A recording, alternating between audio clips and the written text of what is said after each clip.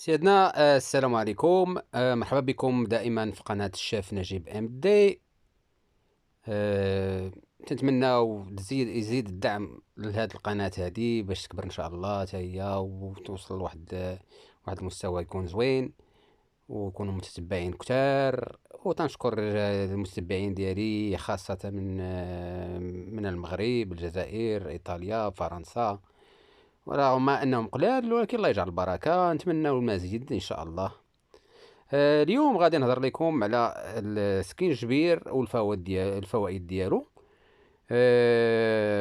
كاع تنعرفوا راه السكينجبير عنده بزاف تاع الفوائد، خاصة اذا كان كان مع الحامض ومع البرتقال.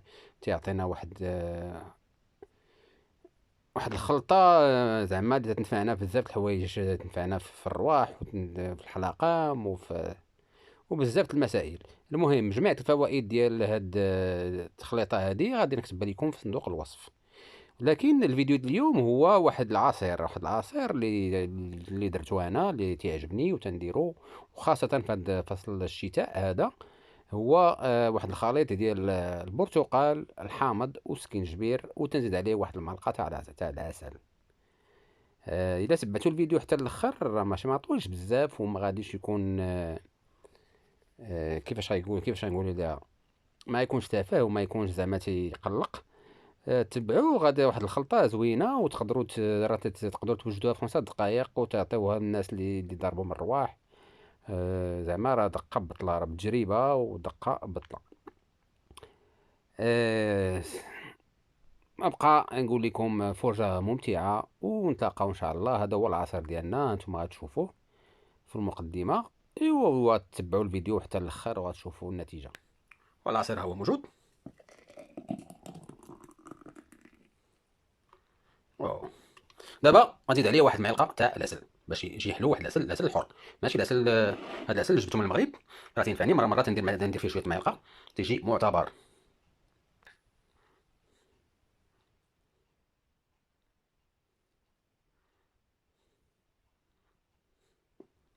يذوب. اي اي عمرته بزاف. سوف نعود.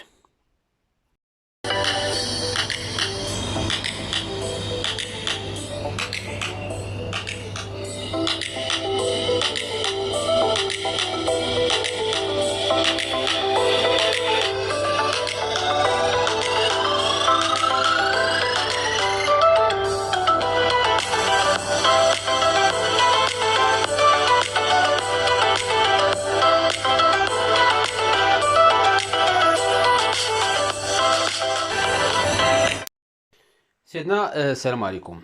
اليوم جبت لكم واحد العصير اخر من نوع اخر. وهذا العصير هذا لاش تيصلاح البرد، دواء البرد.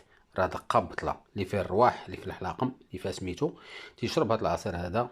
زعما راه بالتجربه الرواح دقه بطله احسن من ديك الادويه اللي الواحد تيشرب. اشنو عندي برتقاله، عندي حامضه، وعندي هنا هذا سكينجبير.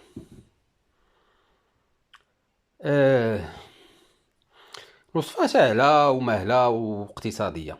اول حاجه غادي ندير هي غادي نقي هاد المسائل.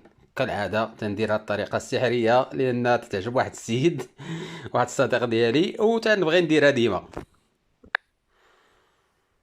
انا نقيتهم، دابا نقطعهم طريفات صغار. نكمل التنقيه ديالهم. قطعتو طريفات صغار. دابا بقى ليا غير لا نطحنو. غادي نوجد ديك لاباغاي العجيبه ديك شريت ديك الخضره.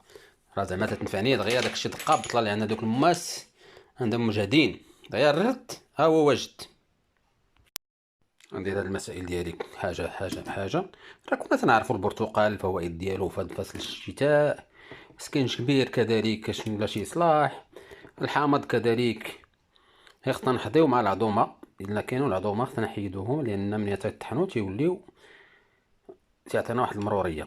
المهم ندير هادشي كامل.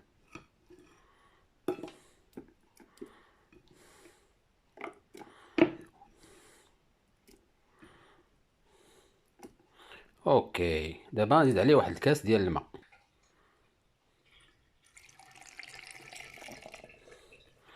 كاس الماء ولا هذا نص كاس، انا ندير كاس. اوكي.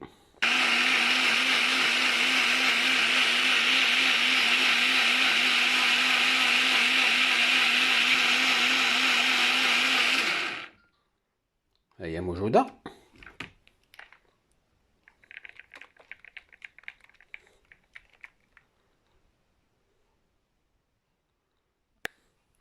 والعصير هو موجود.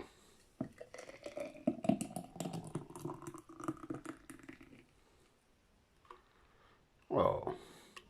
دابا غنزيد عليه واحد المعلقه تاع العسل باش يجي حلو. واحد العسل الحر، ماشي العسل هاد العسل اللي جبتو من المغرب راه تينفعني. مره تندير فيه شويه معلقه تيجي معتبر.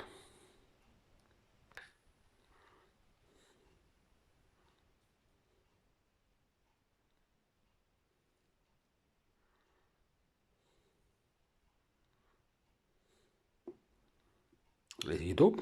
اي اي عمرته بزاف وسوف نعود.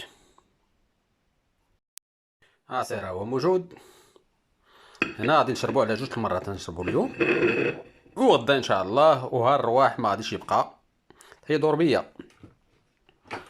نتمنى هاد الوصفه تكون عجباتكم وتجربوها وغتشوفوا النتيجه كيفاش دايره وغتشكرونا عليها.